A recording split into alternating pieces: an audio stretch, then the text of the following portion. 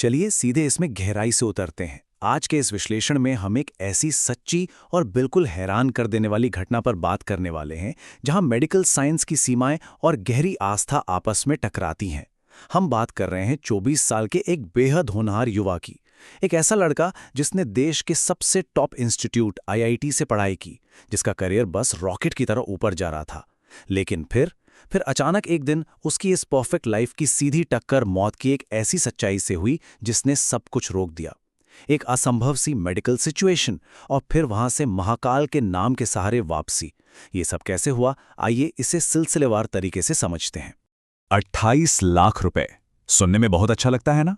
IIT से निकलने के बाद एक मल्टीनेशनल कंपनी में काम करते हुए इस युवा अविनाश का सालाना पैकेज यही था, 28 लाख।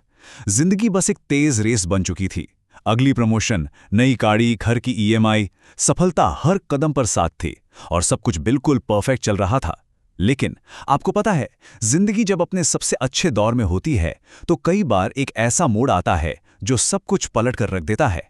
ऑफिस में काम करते हुए आए एक अचानक चक्कर ने इस 28 लाख की कामयाबी को पल भर में बिल्कुल बेमानी कर दिया। डॉक्टर के पास गए, एमआरआई स्कैन हुआ और दुनिया मानो वहीं ठहर गई। रिपोर्ट में साफ साफ लिखा था, स्टेज 4 ब्रेन ट्यूमर और बचने के लिए सिर्फ 3 महीने बचे हैं। जरा उस मानसिक स्थिति की कल्पना कीजिए। कल तक जो युवा अपने अगले प्रोजेक्ट और ईएमआई की प्लानिंग कर रहा था, आज वो सीधा काशी के मणिकर्णिका घाट की सीढ़ियों पर बैठा था। घर पर किसी को कुछ नहीं बताया, बस दोस्तों से इतना कहा कि वो कुछ दिन के लिए गांव जा रहा है। वो उस घाट पर बैठा था जहां हर दिन चिताएं जलती हैं और बस यही सोच रहा था कि उसकी इतनी तेज रफ्तार जिंदगी का अंत भी बस यहीं इन्हीं लपटों के बीच होने वाला है। अब यहाँ इस पूरी घटना में जो सबसे दिलचस्प बात निकल कर आती है वो है दो बिल्कुल अलग दुनियाओं का आमना सामना। एक तरफ मेडिकल साइंस की वो कठोर ठंडी सच्चाई है कि तुम्हारे पास सिर्फ 3 महीने हैं, और दूसरी तरफ एक ऐसा आध्यात्मिक मोड़ जिसकी किसी ने उम्मीद नहीं की थी। घाट पर बिल्कुल निराश बैठे अविनाश के पीछे से अचानक एक आवाज आती है, बेटा, काशी में मरने नहीं जीने आते हैं। उसने पलटकर देखा तो सामने एक 70 साल के साधु खड़े थे, माथे पर भस्म, गले में रुद्राक्ष। जब अविनाश ने एक फीकी सी हंसी के साथ उन 3 महीनों का जिक्र किया तो उस साधु ने जो बात कही उसने इस पूरी कहानी का रुख ही मोड़ दिया। साधु के वो शब्द बिल्कुल सीधे थे, डॉक्टर ने वक्त दिया है, महाकाल ने नहीं। जरा सोचिए इस बात को। ये कोई बहुत बड़ा जादुई चमत्कार का झूठा वादा नहीं था। ये निराशा के उस घुप अंधेरे में उम्मीद की एक बहुत ही छोटी लेकिन तेज रोशनी थी। साधु ने उससे कहा कि महाकाल के खुद आने की कोई जरूरत नहीं है, उनका सिर्फ नाम ही काफी है। इसने अविनाश के अंदर एक छोटा सा बीज बो दिया कि शायद कहानी का आखिरी पन्ना अभी लिखा जाना बाकी है। उस साधु ने उसे सिर्फ झूठी तसल्ली नहीं दी, बल्कि 3 बहुत ही सिंपल सीधे से निर्देश दिए। पहला स्टेप बिल्कुल प्रैक्टिकल था, जो डॉक्टर ने दवा दी है उसे किसी भी हाल में नहीं छोड़ना है। दूसरा स्टेप, एक कागज पर एक मंत्र लिख कर दिया, ओम महाकालाय नमः, और कहा कि रोज सोने से पहले 108 बार इसका जाप करना है। और तीसरा निर्देश, ठीक 3 महीने बाद मुझे उज्जैन आकर मिलना। इसमें विज्ञान और आस्था का कितना गजब का बैलेंस था ना। कोई अंधविश्वास नहीं, कोई पाखंड नहीं। एक नई उम्मीद के साथ अविनाश वापस लौटा और उसने अपने इलाज का डटकर सामना करने का फैसला कर लिया। और यहीं से शुरू होते हैं उम्मीद के वो सबसे मुश्किल 3 महीने। ये वो 90 दिन थे जहां एक तरफ शरीर भारी कीमोथेरेपी के दर्द से टूट रहा था और दूसरी तरफ एक गहरा आध्यात्मिक अभ्यास जोर पकड़ रहा था। पहले महीने में कीमो के साइड इफेक्ट्स ने अपना असर दिखाया।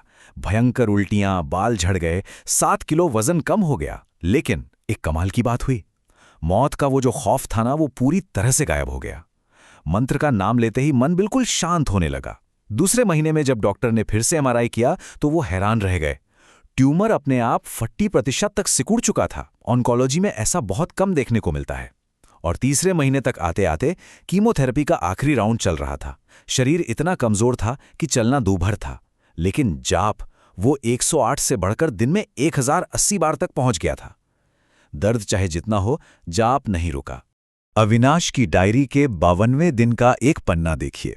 उसने लिखा था, आज जाप के बाद मैंने अपनी आंखों में मौत नहीं बल्कि जिद देखी है। वाकई ये कोई मामूली बात नहीं है। जब इंसान मौत के इतने करीब खड़ा होता है ना, तो अक्सर आंखों में सिर्फ डर होता है या फिर एक हार मान लेने वाला भाव। लेकिन यहां अंदर ही अंदर एक ऐसी जबरदस्त मानसिक शक्ति तैयार हो रही थी जो बीमारी से कहीं ज्यादा बड़ी थी। ये दिखाता है कि जब इंसान के अंदर का विश्वास मजबूत होता है तो वो बाहर की परिस्थितियों को कैसे अपने हिसाब से मोड़ सकता है। तो अब आते हैं इस कहानी के सबसे बड़े रहस्य पर, उज्जैन। पूरे 3 महीने हो चुके थे और जैसा कि तय था, अविनाश उज्जैन पहुंच गया। महाकालेश्वर मंदिर, सुबह के 4 बजे का वक्त। कड़कड़ाती ठंड में भस्म आरती की लाइन लगी थी। अविनाश का शरीर कांप रहा था, शायद बीमारी की वजह से या शायद उन भावनाओं की वजह से जो उसके अंदर चल रही थीं। वो गर्भगृह में आंखें बंद किए खड़ा था कि अचानक उसके कंधे पर एक हाथ पड़ा। उसने मुड़कर देखा तो वो वही काशी वाले साधु थे, बिल्कुल एक रहस्य की तरह। अविनाश ने रोते हुए कहा कि मेरा विश्वास मुझे यहां तक खींच लाया है। तब उस साधु ने उसे शहर के ही एक अस्पताल में जाकर तुरंत एक नया MRI स्कैन कराने को कहा। MRI हुआ। शाम को जब रिपोर्ट आने का समय था तो सबकी सांसें अटकी हुई थीं। आखिर उन 3 महीनों के भयंकर दर्द, कीमो और लगातार जाप का नतीजा क्या होने वाला था? और शाम को जब वो रिपोर्ट आई, डॉक्टर ने अपनी ही रिपोर्ट को हैरानी से देखा और कहा, ट्यूमर? ट्यूमर है ही नहीं, वहां सिर्फ एक स्कार टिश्यू बचा है। तुम पूरी तरह से कैंसर फ्री हो। मेडिकल साइंस ने जो 3 महीने की डेडलाइन दी थी वो खत्म हो चुकी थी, लेकिन अंत मौत नहीं था, एक नई जिंदगी थी। अविनाश के हाथ से वो रिपोर्ट वहीं जमीन पर गिर गई। वो दौड़कर मंदिर गया और बाहर नंदी के पास बैठकर बस फूट फूट कर घंटों रोता रहा। वो आंसू किसी चमत्कार के लिए नहीं थे, बल्कि इस बात की गहरी कृतज्ञता थी कि उस एक नाम ने अपना पूरा काम कर दिया था। आइए अब आगे बढ़ते हैं और देखते हैं कि ये सिलसिला यहाँ से कैसे एक बहुत बड़ी पहल में बदल जाता है, नाम सेवा आश्रम के रूप में। ये कहानी सिर्फ उस एक इंसान पर आकर खत्म नहीं हुई। आज अविनाश 31 साल का है और उसने अपनी ये नई जिंदगी पूरी तरह से काशी में दूसरों की मदद के लिए लगा दी है। उसने नाम सेवा आश्रम शुरू किया है। आपको जानकर हैरानी होगी कि पिछले 4 सालों में इस आश्रम से 5000 से ज्यादा कैंसर के मरीज गुजर चुके हैं और इनके काम करने का तरीका भी वही पुराना और अचूक है। यहां आने वाले हर मरीज को दवाइयां बिल्कुल मुफ्त दी जाती हैं, लेकिन एक शर्त है। शर्त यह है कि हर मरीज को रोज 108 बार उसी मंत्र ओम महाकालाय नमः का जाप करना होगा। बिल्कुल वही फॉर्मूला जिसने अविनाश की जान बचाई थी। एक तरफ विज्ञान की सटीक दवा और दूसरी तरफ आस्था का वो अडिग नाम। और इसका असर कैसा हो रहा है, जरा इन मामलों को देखिए। 16 साल की रीना, ब्लड कैंसर था, डॉक्टरों ने बचने के सिर्फ 20% चांस दिए थे। आज वो लड़की अपने कॉलेज की टॉपर है। 62 साल के वर्मा जी को देखिए, 30 साल से चेन स्मोकर थे, फेफड़े का भयंकर कैंसर था। आज वो उसी आश्रम में एक बिल्कुल फिट माली की तरह पौधों की देखभाल करते हैं। और सना, एक मुस्लिम लड़की जो शुरू में इस जाप वाले तरीके से बहुत डरी हुई थी, लेकिन जब उसे समझाया गया कि दर्द का कोई धर्म नहीं होता तो दवा और नाम का कैसे हो सकता है, आज वो पिछले 2 साल से पूरी तरह कैंसर फ्री है। ये साफ दिखाता है कि बीमारी और उसको हराने का यह तरीका उम्र, आदतों और धर्म से बहुत ऊपर है। अब यहां एक बड़ा सवाल आता है, विज्ञान और आस्था का तालमेल। ये दोनों एक साथ काम कैसे करते हैं? जाहिर है एक लॉजिकल दिमाग ये सब सुनकर पूछेगा कि आखिर ये काम कैसे कर रहा है। इसके लिए हमें अविनाश के पुराने ऑन्कोलॉजिस्ट डॉक्टर शर्मा की बात सुननी चाहिए, जो अब इस आश्रम के मेडिकल हेड हैं। वो बताते हैं कि यहाँ 2 ताकतें काम कर रही हैं। मेडिकल साइंस शरीर पर फिजिकल तौर से काम करता है, जैसे कीमोथेरेपी से कैंसर सेल्स को ढूंढकर मारना।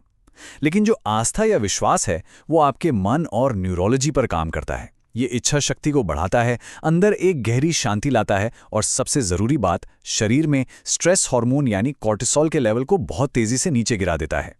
तो यहां समझने वाली सबसे अहम बात यह है, जिसे हम न्यूरोसाइंस की भाषा में द फेथ मल्टीप्लायर कह सकते हैं। आज का मेडिकल साइंस भी मानता है कि जब कोई इंसान बहुत गहरे विश्वास में होता है या कोई रोजाना आध्यात्मिक अभ्यास करता है तो उसका स्ट्रेस काफी कम हो जाता है, और जैसे ही कॉर्टिसोल गिरता है, शरीर की अपनी इम्यूनिटी यानी रोग प्रतिरोधक क्षमता बढ़ जाती है। डॉक्टर शर्मा का अनुभव बताता है कि जब कोई मरीज अंदर से हार मान लेता है तो अच्छी से अच्छी दवा भी काम करना बंद कर देती है। लेकिन जब मरीज दवा के साथ एक मजबूत विश्वास रखता है तो शरीर उस दवा को कहीं ज्यादा बेहतर तरीके से स्वीकार करता है और ठीक होने की संभावना कई गुना बढ़ जाती है।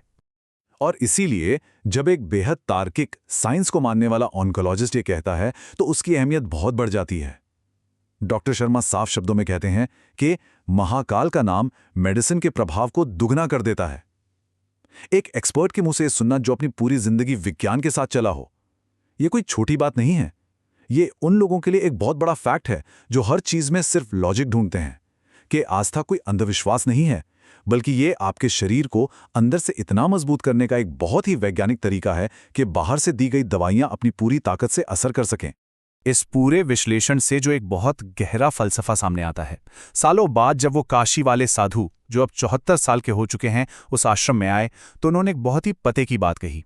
उन्होंने कहा कि जब इंसान किसी बड़े संकट में होता है ना, तो वो भगवान को पुकारता है, लेकिन भगवान या वो दैवीय शक्ति शायद ही कभी इंसान के रूप में सामने आती है, क्योंकि अगर ऐसा हो गया तो फिर विश्वास नाम की चीज की अहमियत ही क्या रह जाएगी। इसके बजाय वह शक्ति अपना नाम भेजती है, और उस नाम के अंदर ही इस पूरे ब्रह्मांड की वो खास फ्रीक्वेंसी होती है, वो कंपन होता है जो आपके शरीर और दिमाग दोनों को ठीक करने की ताकत रखता है। और अब इस चर्चा को खत्म करते हुए एक बहुत ही गहरा सवाल जहन में आता है। अगर आस्था और विश्वास वाकई विज्ञान और दवा के असर को 2 गुना कर सकते हैं, तो फिर विज्ञान की सीमाएं कहाँ खत्म होती हैं और आस्था कहाँ से शुरू होती है?